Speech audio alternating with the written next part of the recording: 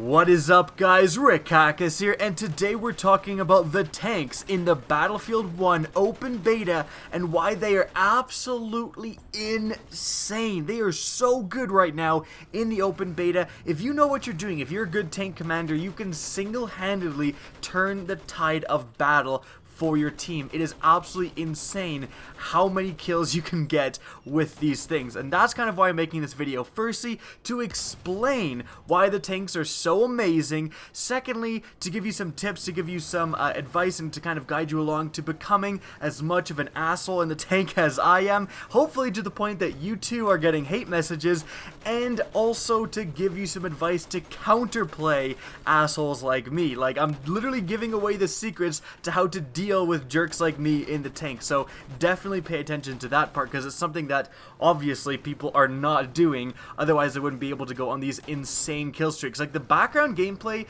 like, one of the clips is a casual game where I get on it like 20 plus kill streak in the Landship, and I have another clip that I may splice in if I still need gameplay of where I was mainly in the gunner seat of the Landship. That's another like 20-30 kill streak. Like, I have like too much gameplay of kill streaks in these tanks right now, and it's not even a bragging thing. Well, a little bit of a bragging thing, not gonna lie, but mostly it's just because people don't know how to counterplay these tanks, and a lot of other people don't know. The tanks are very unique in Battlefield 1, so they don't exactly know the ways to be effective in the tank. So let's talk about it. I'm really going to be focusing on the Landship. The other tanks are kind of similar to what we've seen in normal tanks in Battlefield 4. Of course, they're nothing like a modern military tank, but they function both the light tank, where there's only one seat, and kind of the big box tank.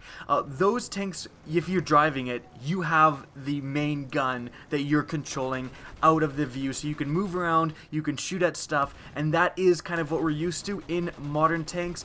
The Landship is totally different. It is potentially unbelievably powerful. By the way, every time I say Landship, I'm thinking of the land Titanic from frickin' Futurama, but anyways, this thing is potentially just hugely powerful, but it is quite different to use when we're talking about a normal tank, because if you're the tank commander, if you're the tank driver, you only have access to a machine gun. Now, this machine gun is still quite powerful, and it has some armor-piercing capabilities. You can take out armored cars. Now, it does take a little bit of shooting. You're gonna have to put quite a few rounds on them, but you can take them out. Against other tanks, though, against light tanks and against the box tank, no, you cannot damage them. So you need to rely on your gunners, and that is kind of the key piece of the puzzle that I think a lot of people miss out on.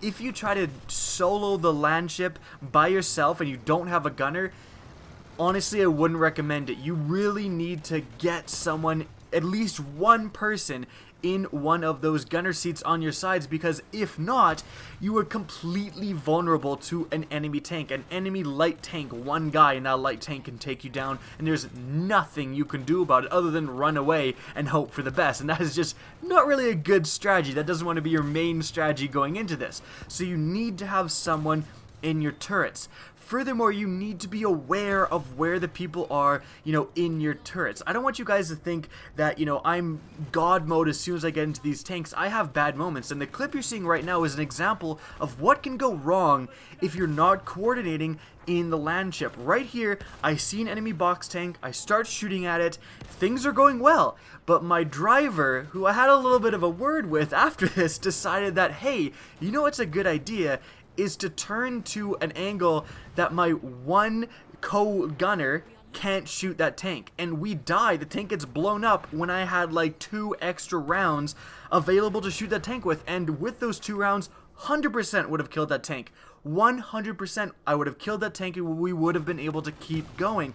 But that's what happens. If you're a driver and you have 1 or more gunners in your Landship, you have to be aware of this. There's a little icon on the bottom of your screen at all times showing who's in what seat in your vehicle, and you need to keep track of this. You need to glance down every once in a while and know, I have a gunner on the right side, or I have a gunner on the left side, and then from there you need to kind of honestly travel everywhere diagonally so that gunner gets a good angle. Like, that's literally what you need to do.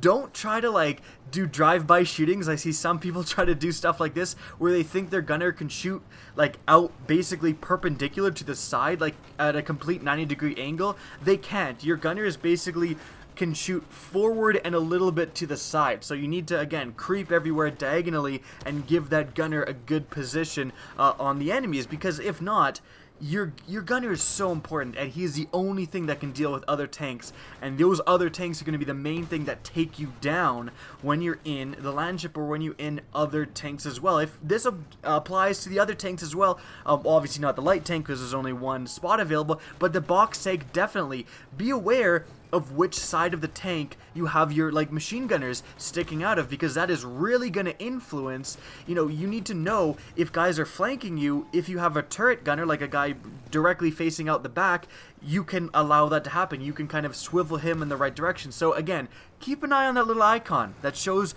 where your gunners are, who's in which seat in your tanks. You need to, as a pilot, as a driver, you need to know this information and you need to use it. Make sure that if you see guys coming from the right side to attack you, that if you have no one in the right side to defend you, you get out of there or you switch positions right away, because you need to be on top of that. Because let's talk about why tanks are so powerful. There's really no good counterplay to tanks other than other tanks and the Flak 88 cannons. Right now, if you're playing Assault, because you know, no one is really unlocking things right now, because it's just the open beta, the one thing you have in your arsenal to deal with jackasses like me in the tank are those massive grenades. Those giant stick grenades that are just taped together other grenades. So you throw the ball of grenades at the tank and yeah, it does a lot of damage, but you have to throw a ball of grenades at the tank. Do you know how dangerous that is? That is a terrible idea. If you have to run out of cover to get into throwing distance with a tank, which by the way is moving, so if you're chucking it from afar, it's very difficult to actually land a shot. Like, it is really hard to take out tanks with those grenades. If you can coordinate, absolutely, you can do it. But if you know what you're doing, if you're a tank commander who knows what you're doing, the amount of kills I have gotten from people in the Assault class charging at me with a grenade in one hand, trying to get a shot off, is frankly ridiculous. Like, I feel sorry for them. They're trying to do the right thing, but it's just very difficult to take out a competent tank pilot with those anti-tank grenades. The thing that's really going to make a difference when the full game comes out, the thing that's going to make tanks less insane, is going to be the fact that Assault also gets the anti-tank rifles. That's huge. That is like massive, because it means that they can damage the tank from far ways away. They can be in a building, look out the window, get a shot off at the tank, and get back into cover. Because right now, you have to expose yourself in order to throw those grenades. Usually, throwing them from inside the buildings, inside, like through windows, isn't the best solution and often offers some weird angles. You can hit the side of the window and then have the grenade bounce inside the house. I've seen that happen a lot. That's not good. So that's kind of why tanks are so powerful right now, is that they're not a huge amount of counters to them. Now, the one counter that I did mention that almost no one uses is the Flak 88 cannon. You have these massive anti-tank cannons. Guys, if you want to destroy people in tanks, you need to get in those anti-tank cannons, those Flak 88 cannons. Those are so good against other tanks, and they're often, because there's actually just artillery as random objects in Battlefield 1. Like, the developers like, hey, let's put a bunch of artillery guns here, and just like went ham. You kind of, if you're like a new player especially, and you're in the tank, sometimes you see the Flak 88 cannons and you don't pay attention to them because you think they're just random, objects in the game, because there's these artillery cannons everywhere just as objects, not actually functioning. So if you actually get in those Flak 88 cannons, if you actually get in those anti-tank cannons, those emplaced things, you can usually get a few shots off on the tank, and you can see the tank like looking around like, where the hell is that coming from? Like, I don't know where to look. And that is extremely effective. And those cannons, like, they can snipe tanks. And they usually, even though they don't look like they should, they have 360-degree vision. So you can get in them, you can turn it completely around, and you can, if you're at D especially, there's a couple of ones at D, you can snipe tanks at B from D, just like across the map. No one expects it too, and no one does it. Like, no one is doing that, and it's something that you should definitely do because they are insanely good against tanks, those emplaced cannons. Now, the counter advice to the people in the tanks is pay attention to where those turrets spawn, because that advice I gave is 100% legitimate. Sometimes you just get hit, you take a huge chunk of damage, and you have no idea where it's coming from. You're like, it wasn't a grenade, you're looking for another tank. That's one of the main follies, is you get hit by what seems like a tank round, and you're looking for another tank, and you can't find it because there's no other tank. It's some guy in that giant cannon, and he usually gets, one or two more shots off as you're constantly moving your tank around looking for another tank. So be aware of those turrets. Those turrets can single-handedly kill you, like those cannons. Watch out for those. And again, it's literally, I'm giving you the advice to get in the turrets, get in the cannons and destroy tanks, because they're extremely effective. If you're in the tank, watch out for guys in the turrets because they're extremely effective. So, literally giving advice on both sides in this video. But guys, the tanks in Battlefield 1 are absolutely insane. Go out of your way to get in a tank. Go out of your way to be a part of the tank, especially if you can be one of the turret gunners, one of the guys with the cannons in the Landship.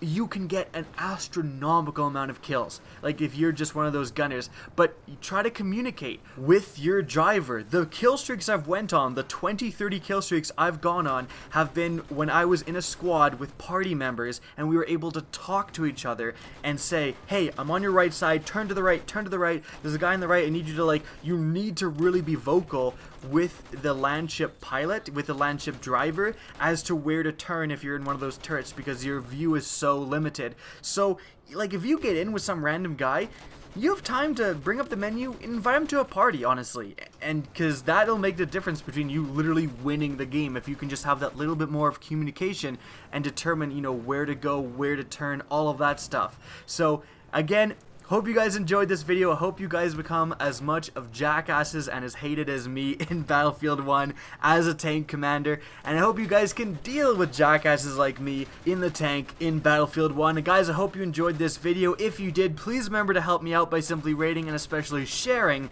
this video. I don't usually do Battlefield 1 content, but if you enjoyed this type of content and want to see more, let me know in the comment section down below, and also help this video out. If this video does well, I would love to make more Battlefield 1 content. Now again, that's it for the video though. If you guys want to get in touch with me and keep up to date with the latest channel activity, the best way is to follow me on Twitter at RickHackus. That's linked in the description down below, as is my Twitch channel, which you can also follow. Again, I hope you enjoyed the video, and as always, have a good day.